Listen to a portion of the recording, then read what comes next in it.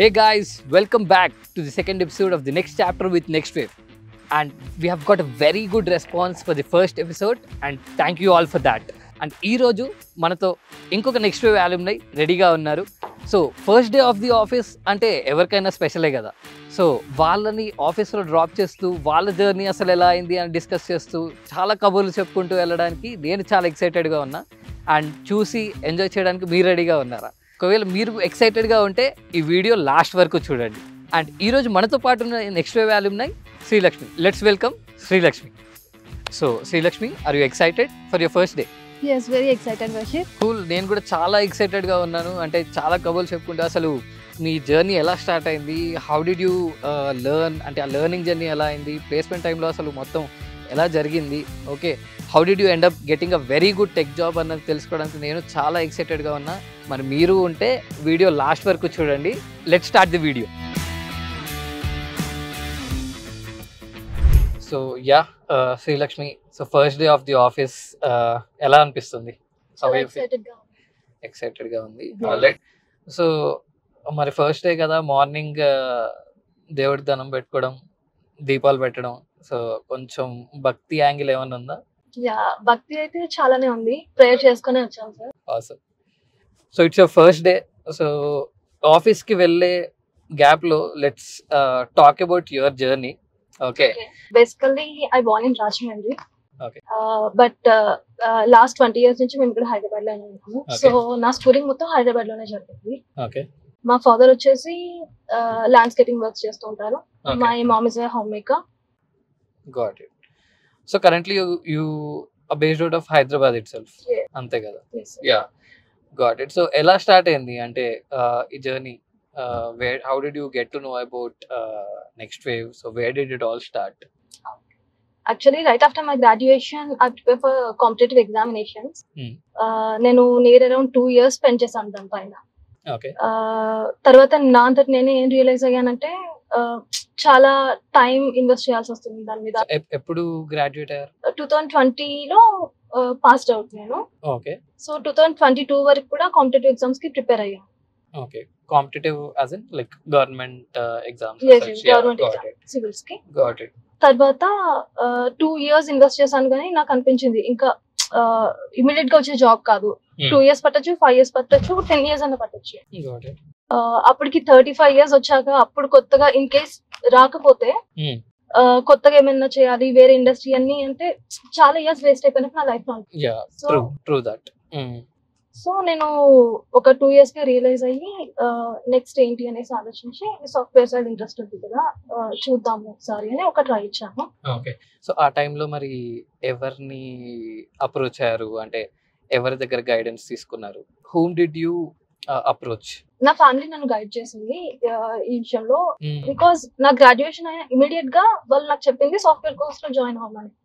నేనే ఒక 2 years government preparation, I mean self preparation గా తీసుకున్నాను, కానీ వాళ్ళు సాఫ్ట్వేర్ కోర్స్ తీసుకో ఫస్ట్ అయితే అని చెప్పారు. ఓకే. ఫ్యామిలీకి ఆల్రెడీ ఒక టెక్ కెరియర్ వైపు వెళ్తే బాగుంటుంది అన్న డైరెక్షన్ లోనే ఉన్నారు ఫస్ట్ నుండి, రైట్? సో నేను సాఫ్ట్వేర్ ఇండస్ట్రీకి రావాలి అని అనుకోగానే ఇమీడియట్ గా ఫస్ట్ నా ఫ్యామిలీకి చెప్పాను. They were very happy actually. Okay 2 years తర్వాత అయినా చెప్పావు కదా, సరే రా అన్నట్టు చెప్పారు. ఇంకా మా సిస్టర్ నాకు బాగా హెల్ప్ చేసింది ఈ విషయంలో. ఏ ఇన్స్టిట్యూట్ అయితే బెస్ట్ తినకి మంచి కెరీర్ రావాలంటే అని తను చాలా సర్చ్ చేస్తుంది. నెక్స్ట్ వేవ్ గురించి తెలిసింది దానికి. తను నాకు చెప్పేసరికి నేను కొంచెం రీసెర్చ్ చేశాను దాని మీద, గూగుల్ చేశాను, అండ్ యూట్యూబ్ లో కూడా యాడ్ చేస్తూ ఉండే అప్పుడు ఎవరెవరు ప్లేస్ అయ్యారు, ఎన్ని ప్లేస్మెంట్స్ ఉన్నాయి, ఇవన్నీ తెలుస్తూ ఉన్నాయి. చూసి ఉన్న వాటిలో ది బెస్ట్ అనిపించింది నాకు అప్పుడు. సో ఇమీడియట్ గా నేను ఎన్రోల్ అయితే అయ్యాను దాంట్లో. సో ఎన్రోల్ అయ్యావు. సో 2 years తర్వాత again you started off your tech journey కదా నెక్స్ట్ వేవ్ తోటి, right? yes. So though you graduated from CSC background, so మళ్ళీ ప్రోగ్రామింగ్ స్టార్ట్ చేసినప్పుడు కొత్తగా అనిపించిందా, ఆర్ ఆల్రెడీ ఇది బీటెక్లో నేర్చుకున్నాను కదా అనే థాట్ వచ్చిందా? So what was your mindset back then? Actually I was very new to programming actually. Okay. నేను సిఎస్సి పేరుకే తీసుకున్నా గానీ నాకు ప్రోగ్రామింగ్ లాంగ్వేజ్ మీద ఇంట్రెస్ట్ ఉండేది కాదు అప్పుడు. 4 years ఎలాగోలా నేను చేసేసాను, కానీ నెక్స్ట్ టైం వచ్చిన తర్వాత నాకు వాట్ ఈస్ కోడింగ్ అనేది అర్థమైంది. ఇంకా అక్కడి నుంచి నా జర్నీ స్టార్ట్ అయిందని చెప్పొచ్చు. Completely new. ఓకే. సో మరి టఫ్ అనిపియలేదా నేర్చుకున్న వెంటనే? అంటే అన్నీ నేర్చుకుంటూ వెళ్ళిపోయావా? టఫ్ అనిపిస్తూ ఉంటే so what was your motivation మరి? కొత్త థింగ్సే కదా మళ్ళీ రైట్ ఫ్రమ్ జీరో నేర్చుకుంటూ వెళ్ళాలి right? So how did you feel? అంటే టఫ్ అనిపియలేదా? థింగ్స్ వేర్ ఈజియా? Things were difficult? So you can talk about that. HTML CSS initial stage లో అయితే చాలా ఈజీ అనిపించాయి నాకు. ఓకే, కోడింగ్ మొత్తం ఇలానే ఉంటుందేమో, అయిపోతుంది అనేసి అనుకున్నాను. తర్వాత there are times which I felt very difficult. Python వచ్చినప్పుడు నేను అలాగే ఫీల్ అయ్యాను. స్టార్టింగ్ లో అది కూడా ఓకే గానీ మిడిల్ లోకి వెళ్తున్న కొద్దీ ఓకే ఇది కొంచెం టఫ్ ఉంది అన్నట్టు అనిపించాను. కంటిన్యూస్ గా ప్రాక్టీస్ చేసేదాన్ని. సో చెప్పాను కదా కోడింగ్ అనేది కంప్లీట్ గా న్యూ నాకు అప్పుడు అనేసి. సో నాకు అంత అర్థమయ్యేది కాదు. రిపీటెడ్ గా ప్రాక్టీస్ చేస్తూ ఫైనలీ పైథాన్ అయితే నేర్చుకున్నాను. ఓకే. సో కంటిన్యూస్ ఎఫర్ట్స్ పెట్టుకుంటూ వెళ్ళడం జరిగింది. సో అంటే ఆ టైంలో అనిపించిందా ఎప్పుడన్నా అరే పేరెంట్స్ దగ్గర కమిట్ అయిపోయారే ఎక్కువ వెళ్ళిపోతా మళ్ళీ ఇదేమో టఫ్ గా ఉంది, కొంచెం ఏమన్నా రీఎవాల్యుయేట్ చేసుకుని వేరే స్ట్రీమ్ కి ఏమైనా వెళ్దామా అనే థాట్ వచ్చిందా? వేరే స్ట్రీమ్ కి అయితే వెళ్దామా అని థాట్ రాలేదు కానీ అనవసరంగా కమిట్ అయ్యాను అని అయితే అనిపించింది ఒక పాయింట్ ఆఫ్ టైమ్ లో. ఓకే కామ్ గా సెల్ఫ్ ప్రిపరేషన్ చేసుకున్నాను కదా, ఇంకొంచెం టైం ఇవ్వాల్సిందేమో దానికి అన్నట్టు అలా ఫీల్ అయ్యాను. ప్రీవియస్ గా కాంపిటేటివ్ ఎగ్జామ్స్ ఏవైతే ఉన్నాయో దానికి కొంచెం టైం పెట్టాల్సింది టఫ్ అనిపించేసరికి అలా ఫీల్ అయ్యాను నేను. ఓకే. తర్వాత మొత్తం నేర్చుకున్నాక లేదు నేను చేసింది కరెక్ట్ ఉంది అనేసి ఇప్పుడు రియలైజ్ అవుతున్నాను. Nice nice. So after this learning అంటే obviously you might have spend good amount of time in learning. అంటే డే టు డే అసలు ఎంత టైం పెట్టుకుంటూ వెళ్ళేవాళ్ళు? On and average 5 to 6 hours. 5 to 6 hours. అంటే అప్పుడప్పుడు it could have gone up కొన్ని days. అంటే కంటిన్యూస్ గా నేర్చుకుంటూనే ఉన్నారా ఆర్ మధ్యలో గ్యాప్స్ ఏమన్నా వచ్చాయా? కొన్ని డేస్ ఒక హాఫ్ అన్ అవర్ తో అయిపోవచ్చు, కొన్ని డేస్ అసలు బుక్ కూడా టచ్ చేయకుండా ఉండొచ్చు. అలా చేశాను. మేబీ ఆ రీజన్ వల్లే నాకు ఇంత టైం పట్టిందని నేను అనుకుంటున్నాను. ఓకే. కన్సిస్టెంట్ గా నేర్చుకుంటే ఇంకొంచెం ముందే వచ్చేదేమో అనేసి నా ఫీలింగ్. యా. సో అంటే just out of my curiosity, ఇప్పుడు నేర్చుకుంటూ మధ్యలో గ్యాప్స్ ఇస్తూ కూడా నేర్చుకున్నా అని చెప్పారు. అంటే ఆ గ్యాప్ ఇచ్చి మళ్ళీ స్టార్ట్ చేయడానికి కూడా చాలా మోటివేషన్ కావాలి అంతే కదా?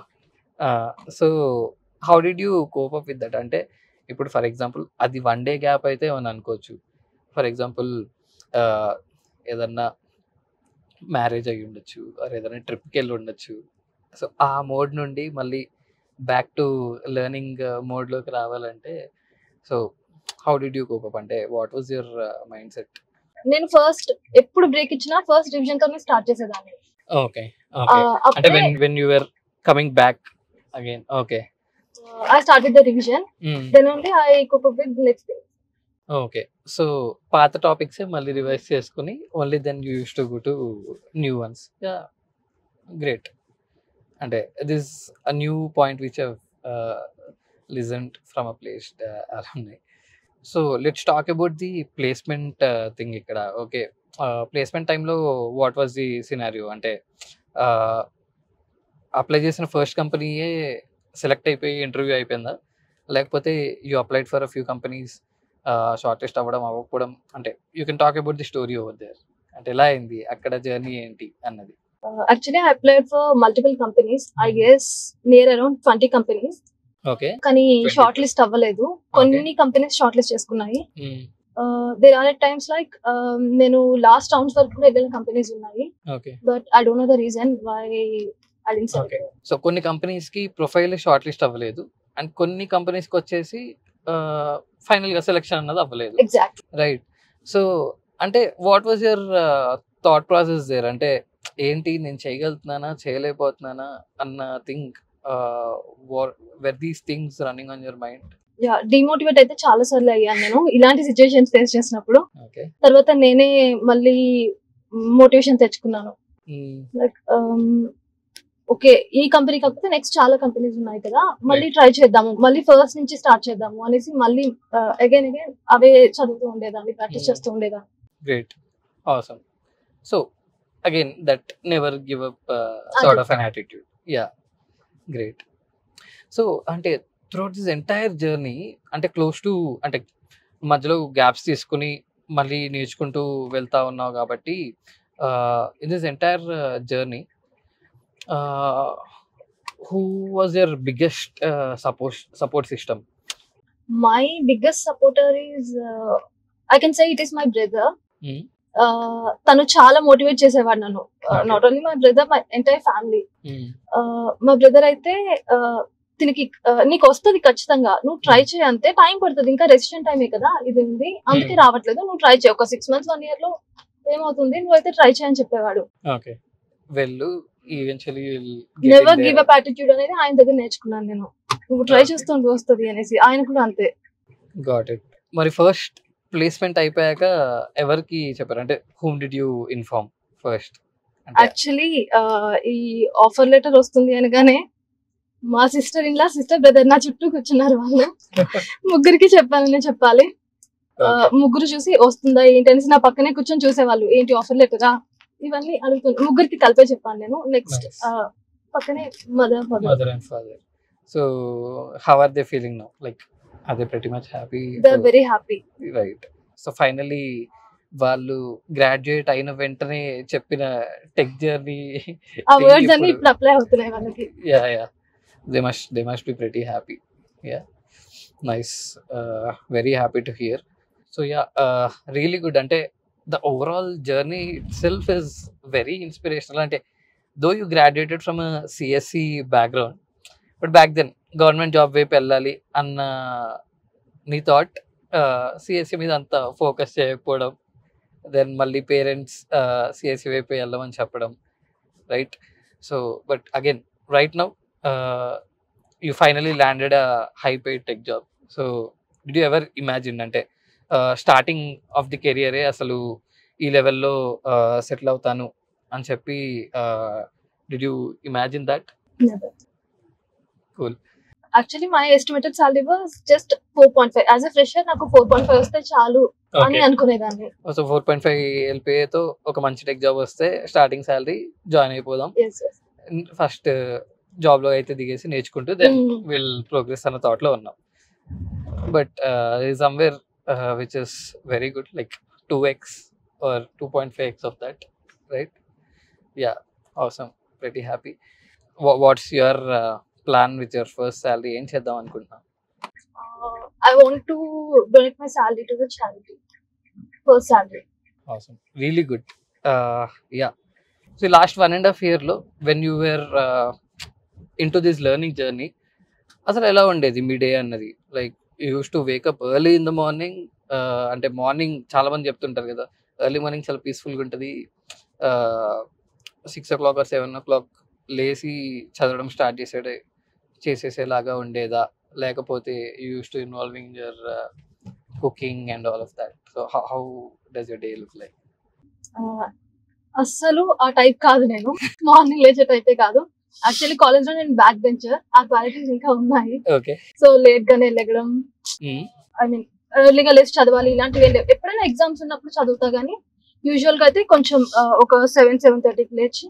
ఓకే. సో ఇంకా వన్ డే బ్యాటింగ్ లాగా కాలేజ్ లో ఉన్నప్పుడు కూడా జస్ట్ ముందు రోజు ప్రిపేర్ అయ్యి ఎగ్జామ్ రాసేయడం లాగా అన్నమాట. ఓకే. సో అది కూడా ఒక పెద్ద ఫేస్ షిఫ్టే కదా. అంటే అప్పుడు ఎగ్జామ్స్ ఉంటేనే చదవడం నుండి ఇక్కడ డే టు డే అంత టైం పెట్టుకుని చదవడం is also a big phase shift. So was it tough or was it very easy? It's not at all easy. చాలా టఫ్ గానే అనిపించింది నాకు అది. ఎందుకంటే డైలీ చదవాలి కన్సిస్టెంట్ గా. యాక్చువల్లీ ఇలా కన్సిస్టెంట్ గా చదవడం నాకు యూపీఎస్సీ ప్రిపరేషన్ నుంచి అలవాటు అయింది. సో ఆ కాంటెక్స్ట్ అయితే కొంచెం ఈజీ అయిందని చెప్పొచ్చు. కానీ ఎర్లీ మార్నింగ్ లేచి చదవడం అలాంటి క్వాలిటీస్ అయితే లేవు నాకు.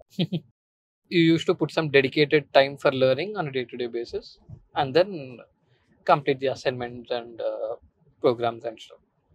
Antena? Got it. So, yeah, we have a lot of students out there who are, continuously learning now. So, వాళ్ళకి what is the suggestion which you would like to give them? I would like to suggest them to be consistent. Consistent గా ఉండి never give up attitude అయితే maintain చేయమని చెప్తాను. ఎందుకంటే నా example నేను చెప్పాను కదా, ఒక పాయింట్ ఆఫ్ టైమ్ లో గివ్ అప్ చేసేసి నాన్ ఐటీ సైడ్ కూడా వెళ్దాం అనుకున్నాను. బట్ విదిన్ 6 months లోనే నా లైఫ్ చేంజ్ అయిపోయింది. ఇప్పుడు ఐటీలోనే జాబ్ వచ్చింది. మనం చాలా డిమోటివేట్ అయిపోతాం ఈ ఎంటైర్ జర్నీలో. రావట్లేదు, ఎందుకు షార్ట్ లిస్ట్ అవ్వట్లేదు అది ఇదని. బట్ అక్కడ ఆగిపోకుండా కన్సిస్టెంట్ గా మళ్ళీ మనం ప్రాక్టీస్ చేసుకుంటూ ముందుకెళ్తే ఒక పాయింట్ ఆఫ్ టైమ్ లో డెఫినెట్ గా మనకి సక్సెస్ వస్తుందని నేను చెప్తాను కాబట్టి. సో కన్సిస్టెంట్ గా ప్రిపేర్ అవ్వమని చెప్తున్నాను. కన్సిస్టెంట్ గా ప్రిపేర్ అవ్వండి, పేషెన్స్ ఇస్ ద కీ అంట. Yeah, cool, awesome. So since you're excited for your new role, right? So yeah, మనం డైలీ యాక్టివ్ టైం చూస్తేనే మనం స్పెండ్ చేసే టైమే ఆఫీస్లో ఉంటుంది ఎక్కువ మన ఎంటైర్ లైఫ్లో. It's very important that we build a very good ecosystem there, right? So I would simply say keep learning and keep doing whatever you did, ante. So just be consistent and have that never give up attitude in you, so that will take you to really greater heights, right? Congratulations once again, and I guess we're almost there to your office. Even I feel pretty happy. The next team has come for me. Awesome. Yeah, chalo then, all the best. Thank you so much. Congratulations once again. Yeah.